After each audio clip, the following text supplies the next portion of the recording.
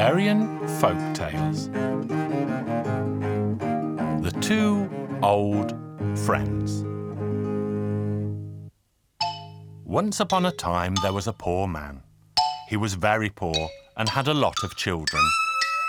It was near Christmas time and they had nothing to eat at home. So he had the idea to go out into the forest and collect nuts.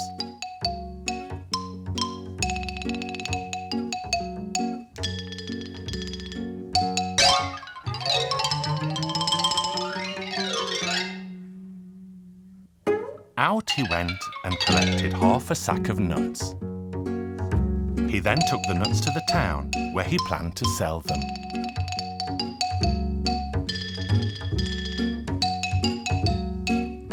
As he got close to the town, he met an old friend. "Good morning, old friend." "Good morning, old friend. Where are you going?" "I've got some nuts in this sack. I thought I might exchange them for some food for the children. Christmas is here and we have nothing to eat at home."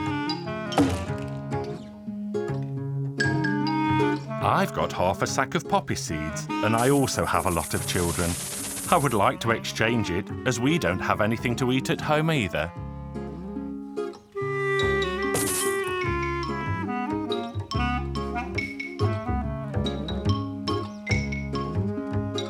"Look, old friend, let's exchange the sacks without looking at what's inside." And they quickly exchanged sacks.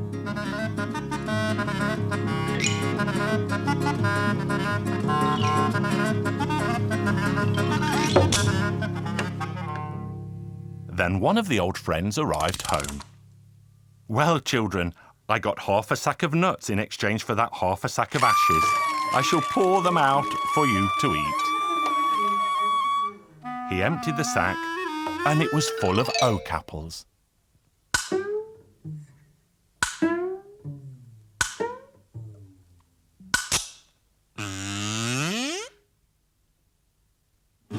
What a man! He cheated me. He will pay for this.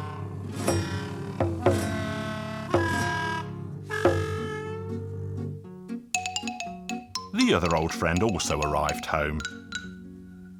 "Wife, look, I brought half a sack of poppy seeds for that half a sack of oak apples." The children were so excited that they danced around the table. The wife brought out a giant bowl. "Pour those poppy seeds out." Poured them out, but they were ashes. What a man! Why did he cheat me? So he set off to the town to meet his old friend. They both arrived and began to threaten each other with sticks. "What a man! Why did you cheat me?" They began to fight, but after a while, one of them began to laugh. "Why did you cheat me? We could never cheat each other. Let's join forces and work together." A rich man gave them each a job and employed them for the last 3 days of the year. When the 3 days were up, they went to the man and asked for their wages. The rich man gave the order to bring each of them a plate full of gold. They were both very happy. They both got their wages and they both set off home. They were poor, but at the same time, they were cunning men. "Look, old friend, we should go back to the pit where the gold was kept and we can take more of it during the night."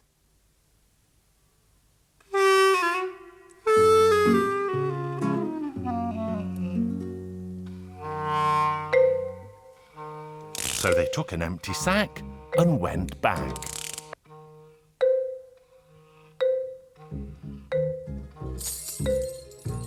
"How will we go down there?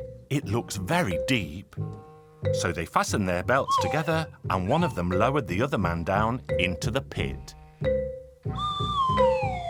The one in the pit quickly gathered up as much gold as he could. "Let me know when the sack is full. I'll pull it up first and then I'll pull you up." But the man in the pit had a better idea. If I send the gold up, he'll run away. I have to stay down here, but then they'll catch me. He put a lot of gold into the sack, but he did not fill it up.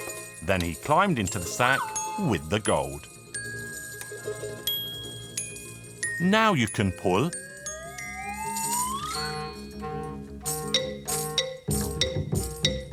As they were nearing the forest, the man in the sack said, "Put me down, old friend. I know I must be heavy." "Oh, you are here too? Of course. I didn't want to stay down there. Let's have a rest. I'm very tired." "Very well, let's have a rest." The man was so tired that he sat down and fell fast asleep. So the other man picked the sack up and began to run away. When he awoke, the other man had gone. "What can I do? He's taken it now." Very well. Then he cut a stick, tied a thread to it,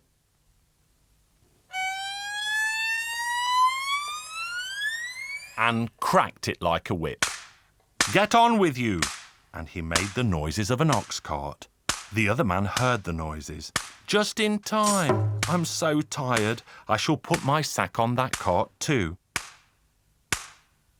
Then he saw his old friend.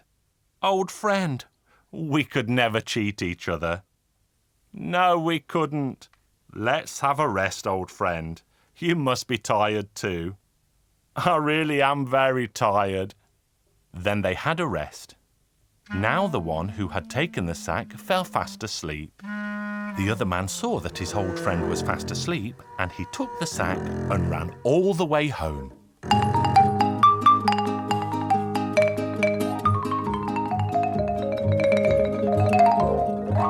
There he told his wife, "Put this gold quickly in a box. Take the hoe, come with me to the cemetery, bury me, and if my old friend comes to see me, tell him I am dead."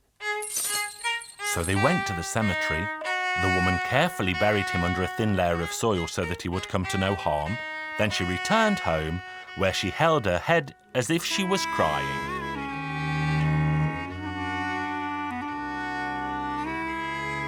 When the other man awoke, he could not find his friend. He knew that he must have gone home, and so he hurried to his house. "Good evening, dear lady." "Good evening, kind sir," she said in her saddest voice. "What's the matter? Why are you so sad? Where is my old friend?" "Your old friend? He died. I have just come home from the cemetery." "Poor friend. I'm really sorry that I couldn't attend his funeral. Dear lady, lend me a hoe and I'll go and tidy up his grave." "No need for that." "It's tidy enough. It's an old friend's duty to tidy up his old friend's grave." So they went to the cemetery. The man saw the fresh grave and didn't dig with a hoe, but started to stamp about like a bull, clawing at the soil. "Moo, moo, moo," he said, and he hit the ground with the hoe. "Stop that bull," said a voice from the grave. "If you dig me up, my old friend will find me." "Moo, moo, moo," the other man said again, and he got hard to work with the hoe. "Stop it, bull. My old friend will find me." "I've already found you, old friend. Come out." Oh, well, we could never cheat each other. No, we never could. Then they went home, divided the gold between both families, and had a very merry Christmas.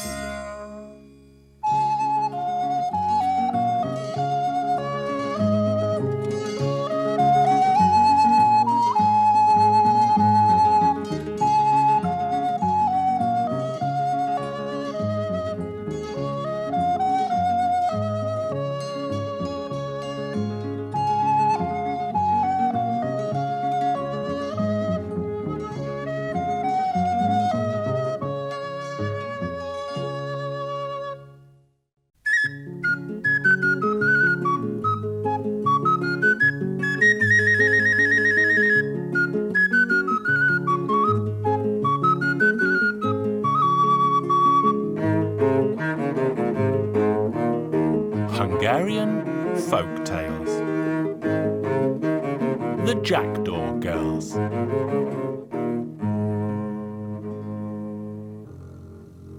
Once there lived a mother who had 12 daughters. The 12 girls were very unruly and each had a big mouth. They were always quarrelling with each other.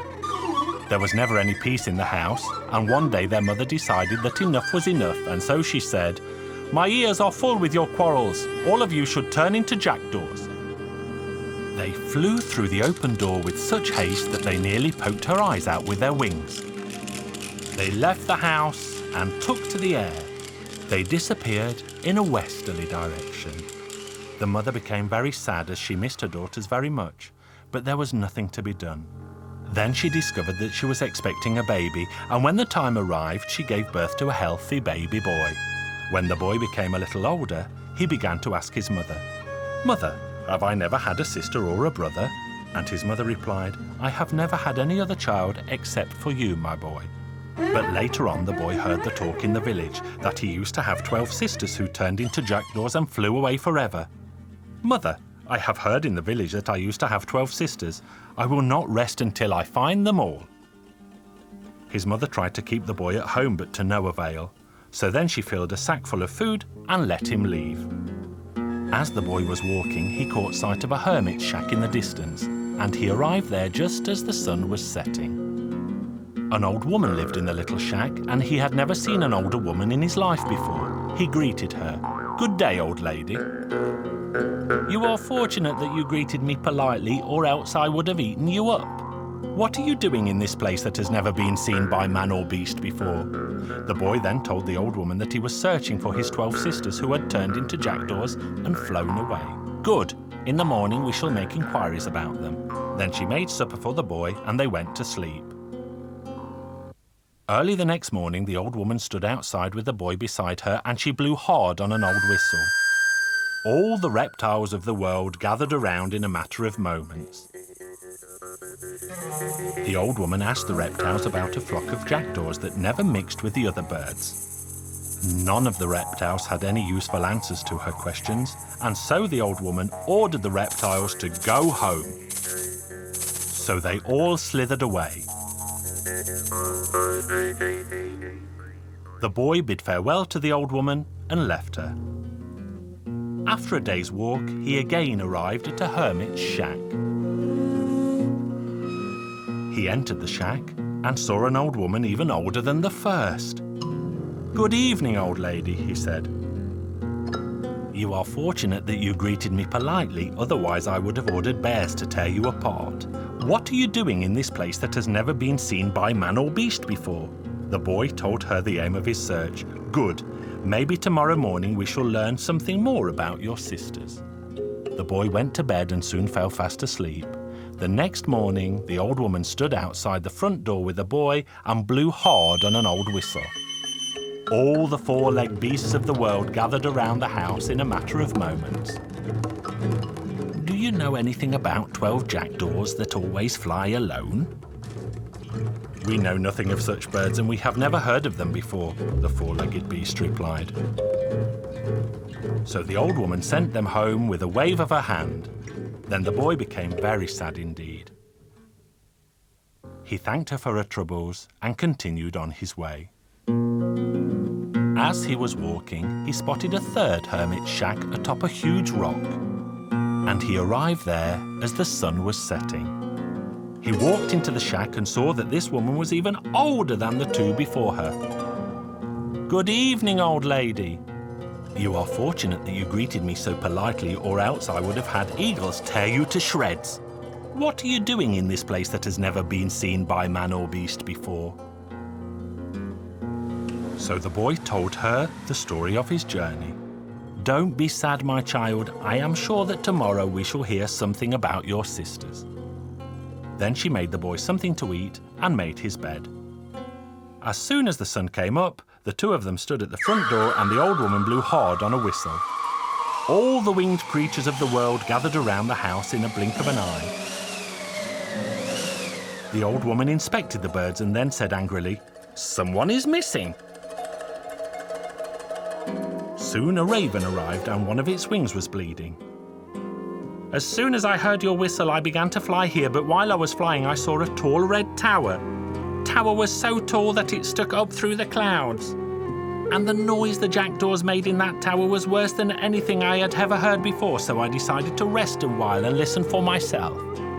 People passing by made mention of 12 jackdaws. They said that they had been living there for some years now and never let anyone go near them. But as I was eavesdropping, a hunter came along and shot a bullet into one of my wings. That is why I was late to arrive. Yours was the story we needed. You other birds can go now. So now you know where to go. Your efforts will not be in vain. When you arrive outside the tall red tower, lay these bones down on the ground and think of me.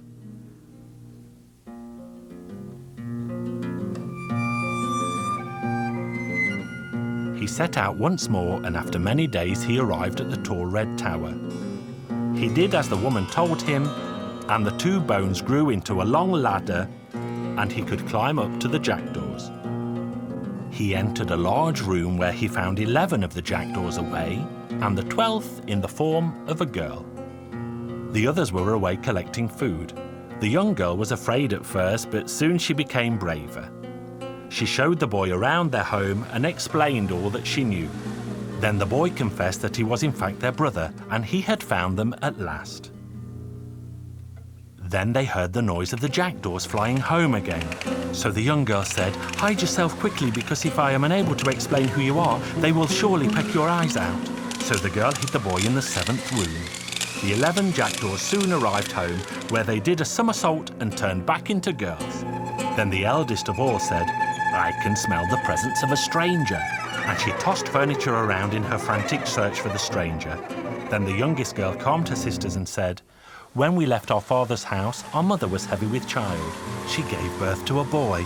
That boy has spent many months looking for us, and now he is here to take us home to our mother and father. I hid him because I was afraid you would do him harm, because you didn't know why he was here or why he had come." Then the girls went to their brother, and they all embraced him. Before starting home, they all swore to always be good from now on.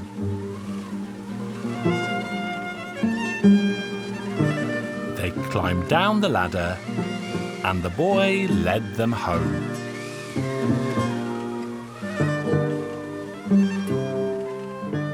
When they returned to the home of their birth, their mother and father were overjoyed to see their 12 daughters again. From that day on, the girls behaved so very well that they were the pride of their village. All 12 of them found a husband within the year, and all got happily married. And their brave brother found a pretty girl to be his bride, and they all lived happily ever after.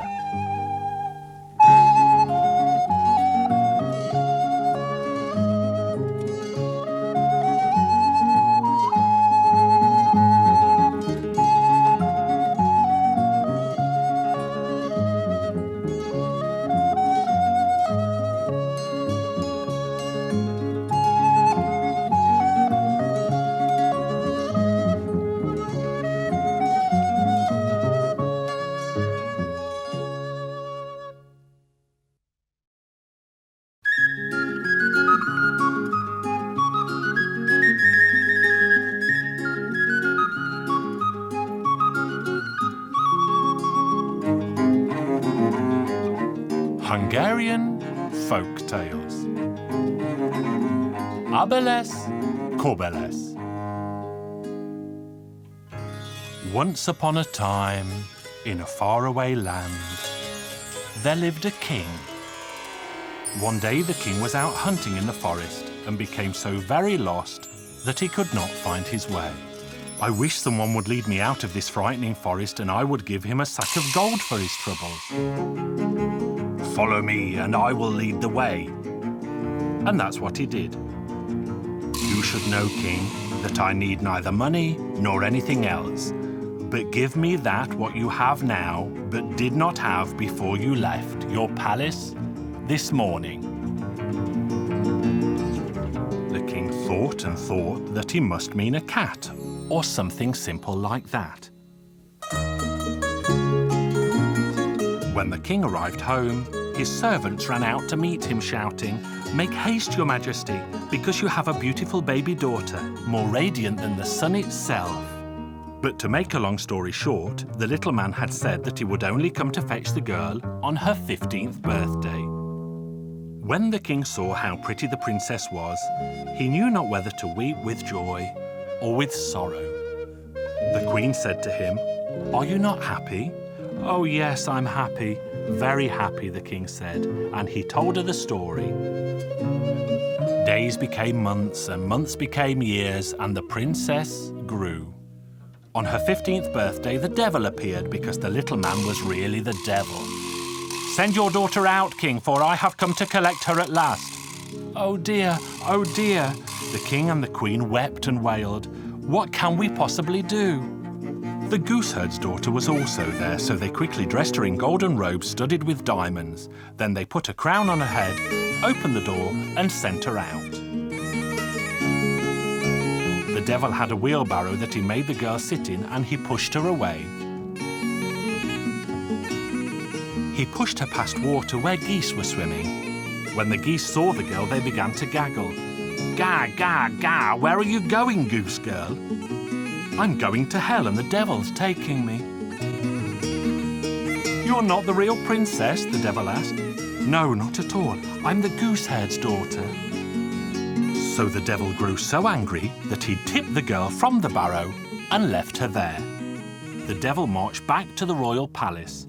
"Listen, king, if you won't give me your daughter, I'll smash your door in."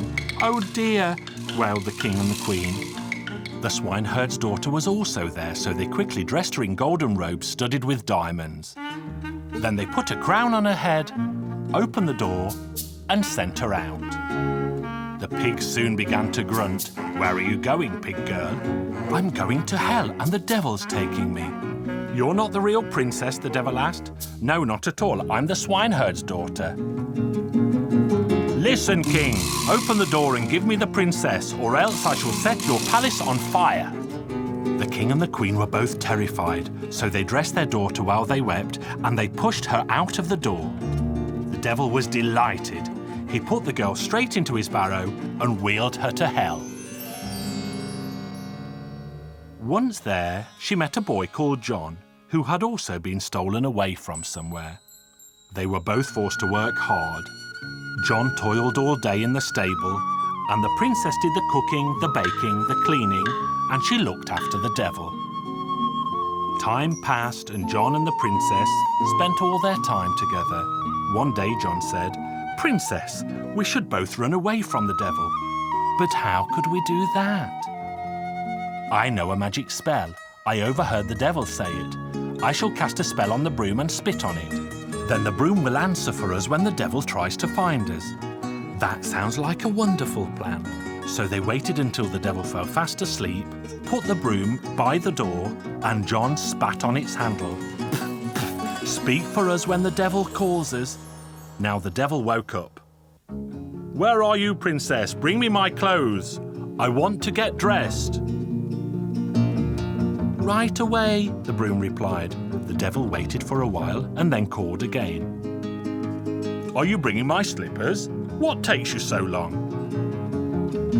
"I'm coming right away." "Wait until I catch you, you naughty child. Where are you, naughty girl?" "Here I am." "Where are you, manservant? Quickly sit on a shovel and ride off after them into the sky. Catch them and bring them back to me." "John, my left ear is itching. Look back."